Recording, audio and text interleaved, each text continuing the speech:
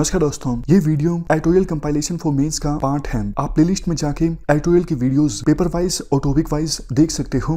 और अगर आप दिसंबर 2019 के बाद की वीडियोस को देखना चाहते हो तो वीडियो के नीचे मौजूद ज्वाइन बटन की सहायता से आप मेंबरशिप को ज्वाइन कर सकते हो। चलिए डिस्कशन स्टार्ट करते हैं। आप जीएस पेपर 2 के इस टॉपिक से आर्टिकल को रिलेट कर सकते हो। देखो, अक्सर वर्ल्ड के विभिन्न एक्सपर्ट्स वर्ल्ड की लार्जेस्ट डेमोक्रेसी यानी इंडिया और वर्ल्ड की ओल्डेस्ट डेमोक्रेसी यानी यूएसए का कंपैरिजन करते हैं अलग अलग मायनों में। अभी भी कंपैरिजन किया जा रहा है कि इस प्रकार से इंडिया में कोविड-19 का स्प्रेड हुआ है और दूसरी तरफ किस प्रकार से वर्ल्ड की ओल्डेस्ट डेमोक्रेसी यानी यूएसए में कोविड-19 का स्प्रेड देखने को मिला है।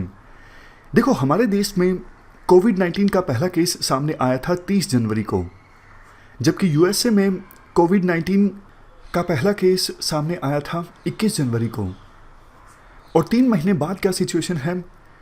देखो, 20 अप्रैल तक की सिचुएशन के बारे में अगर हम कंपैरिजन करें, 20 अप्रैल तक इंडिया में 17,000 के आसपास कोविड-19 के केसेस सामने आ चुके हैं और यूएसए में केसेस की संख्या है 7 लाख से ज़्यादा। 20 अप्रैल तक यूएसए में 34,000 लोगों की डेथ हो चुकी है कोविड-19 की वजह से और इंडिया में 540 के आसपास।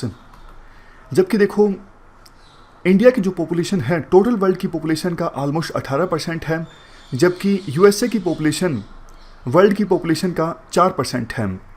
ना सिर्फ इंडिया, आप दूसरे साउथ एशियन कंट्रीज़ की बात कर लीजिए, जैसे बांग्लादेश, भूटान, मालदीव, नेपाल, पाकिस्तान, श्रीलंका, इन देशों में भी इंडिया की तरह ही सिमिलर रिजल्ट्स सामने आ रहे हैं।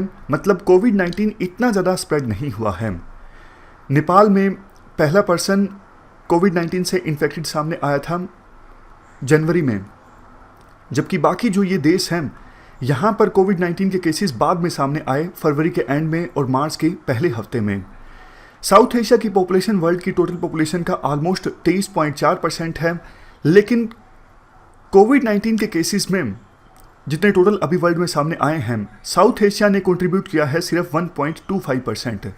और वर्ल्ड में टोटल जितनी डेथ्स हुई हैं कोविड-19 की वजह से, साउथ एशियन कंट्रीज़ में कोविड-19 की वजह से डेथ्स हुई हैं सिर्फ 0.5%। इसलिए वर्ल्ड के काफ़ी सारे एक्सपर्ट्स हैरान हैं कि साउथ एशियन कंट्रीज़ जो काफ़ी गरीब है, इनकम लेवल काफ़ी ज़्यादा कम है, पुअर्टी लेवल काफ़ी ज़्यादा हाई है, पॉपुलेशन डेंसिटी काफ़ी ज़्यादा हाई है, स्लम्स काफ़ी ज़्यादा हाई हैं, हेल्थ सिस्टम बहुत ज़्यादा ख़राब है, तो आखिर क्या हुआ कि यहाँ पर कोविड-19 इतना ज़्यादा स्प्रेड नहीं हुआ? और विभिन्न एक्सपर्ट्स की ये हैरानी देखो कहीं ना कहीं जायज़ भी है।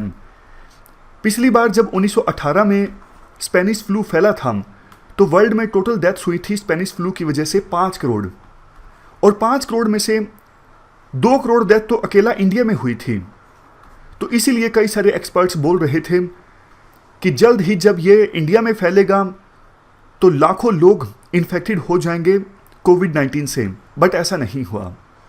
वैसे देखो, कुछ एक्सपर्ट्स यहाँ पर ये भी बोलते हैं कि साउथ एशियन कंट्रीज़ में इनफ टेस्ट कंडक्ट नहीं हुए हैं। जैसे जैसे ज़्यादा टेस्ट कंडक्ट होंगे साउथ एशियन कंट्रीज़ में, वैसे वैसे कोविड-19 के केसेस की संख्या बढ़ती जाएगी। इवन कुछ एक्सपर्ट्स ये भी बोलते हैं कि साउथ एशियन कंट्रीज़ को ज़्यादा खुश होने की आवश्यकता नहीं है, ज़्यादा कॉम्प्लेसेंट होने की आवश्यकता नहीं है। सेकेंड वेव ऑफ इन्फेक्शन आ सकता है और केसेस की संख्या यूएसए की तरह बढ़ सकती है। ये बातें देखो बिल्कुल सच भी हैं, लेकिन फ़िलहाल की सिचुएशन देखें तो India, south Asian countries for example India, Pakistan, Sri Lanka, ये देश कर्व को फ्लैटन कर पाने में सफल हो पाए हैं। धीरे धीरे अब कर्व ऐसे आ सकती है इन देशों में, यानी केसेस की संख्या कम होती जा सकती है।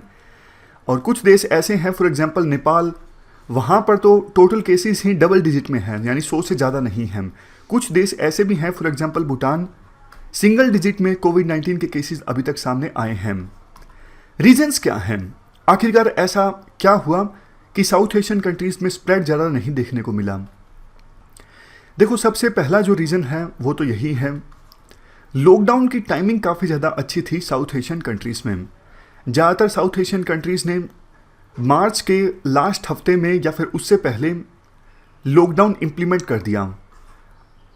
इंडिया में जो सरकार ने लॉकडाउन लगाया है, ये देखो पूरे वर्ल्ड में टफेस्ट लॉकडाउन में से एक है। आप देख लीजिए इंडिया के हालात, इंडिया की ज्योग्राफी देख लीजिए, इंडिया की पॉपुलेशन देख लीजिए, तो आप कह सकते हो कि इंडिया का जो लॉकडाउन है वो वर्ल्ड के सबसे स्ट्रिक्ट लॉकडाउन्स में से एक है, जिसका फ़ायदा हमें मिला है। कैसे? क्योंकि देखो माइग्रेंट वर्कर्स अपने घर नहीं जा सके, इस वजह से कोविड-19 का स्प्रेड ज्योग्राफिकली नहीं हो सका।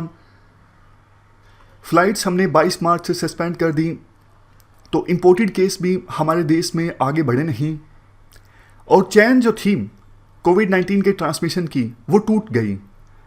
बट अभी भी हमें बहुत काम करना बाकी है। खैर, हम रीजन्स की बात कर रहे थे, तो पहला रीज़न यही है, लॉकडाउन की टाइमिंग काफ़ी ज़्यादा अच्छी रही साउथ एशियन कंट्रीज़ में। ना सिर्फ इंडिया ने बल्कि हमारे जो आसपास के देश हैं जैसे नेपाल, पाकिस्तान, इन्होंने भी लॉकडाउन मार्च के आखिरी हफ्ते में इम्प्लीमेंट कर दिया था। दूसरा रीज़न है BCG वैक्सीन।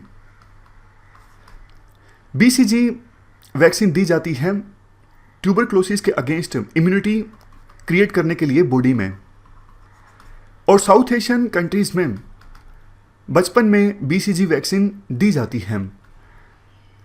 कुछ एक्सपर्ट्स के द्वारा कहा जा रहा है शायद इसी वैक्सीन की वजह से साउथ एशियन कंट्रीज़ में लोगों की जो इम्यूनिटी है वो रिलेटिवली ज़्यादा है, जबकि इटली, स्पेन, USA इन देशों में BCG का टीका नहीं लगाया गया था लोगों को बचपन में, इसीलिए ज़्यादा केसेस सामने आए हैं।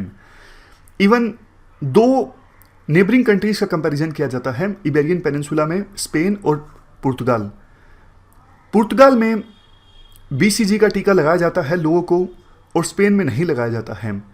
स्पेन में केसेस देख लीजिए कितने ज़्यादा हैं, 1,96,000, और पुर्तगाल में 20,200। डेथ्स भी काफ़ी ज़्यादा हुई हैं स्पेन में, और पुर्तगाल में 700 डेथ्स हुई हैं। तो इनिशियल स्टडी के आधार पर कई सारे देश ऐसे हैं जो अपने हेल्थ वर्कर्स को BCG वैक्सीन दे रहे हैं ताकि उनमें ज़्यादा इम्यूनिटी हो कोविड-19 के अगेंस्ट। इसके अलावा देखो कुछ दूसरे रीजन्स भी बताए जाते हैं जिसकी वजह से साउथ एशियन कंट्रीज़ में इतना ज़्यादा स्प्रेड नहीं हुआ कोविड-19। जैसे यहाँ का जो क्लाइमेट है रिलेटिवली हॉट है, जो कि वायरस के स्प्रेड को रोकता है। पॉपुलेशन भी साउथ एशियन कंट्रीज़ की रिलेटिवली यंगर है। तो ये कुछ रीजन्स हैं जिसके बेस पे कहा जाता है स्प्रेड ज़्यादा नहीं हुआ। बट लास्ट में आर्टिकल में बहुत ही अच्छी बात बोली जाती है। देखो लॉकडाउन तो अच्छे से इम्प्लीमेंट हुआ इंडिया समेत दूसरे साउथ एशियन कंट्रीज़ में, बट पिछले 25 सालों में हमने गरीबी जो ख़त्म की है वो फिर से रीसरफेस कर सकती है इस लॉकडाउन की वजह से, क्योंकि इंडिया में 90% जनता तो देखो इनफॉर्मल सेक्टर में काम करती है। कोई सोशल सेफ्टी नेट नहीं है। जैसे वेस्टर्न कंट्रीज़ में सोशल सेफ्टी नेट होता है, अगर आप अनएम्प्लॉयड हो तो आपको अनएम्प्लॉयमेंट भत्ता मिलेगा, बेनिफिट मिलेंगे, यूनिवर्सल हेल्थ केयर, एजुकेशन सब कुछ आपको फ्री मिलेगा। इस प्रकार का सोशल सेफ्टी नेट इंडिया में नहीं है। ज़्यादातर जनता अनऑर्गेनाइज सेक्टर में काम करती है, तो गरीबी और ज़्यादा बढ़ेगी इंडिया समेत आस पड़ोस के देशों में, और इनइक्वालिटी यानी असमानताएं जो हैं इनकम की वो और भी ज़्यादा बढ़ेंगी। इस डिस्कशन में फिलहाल इतना ही है। Thank you very much for discussion.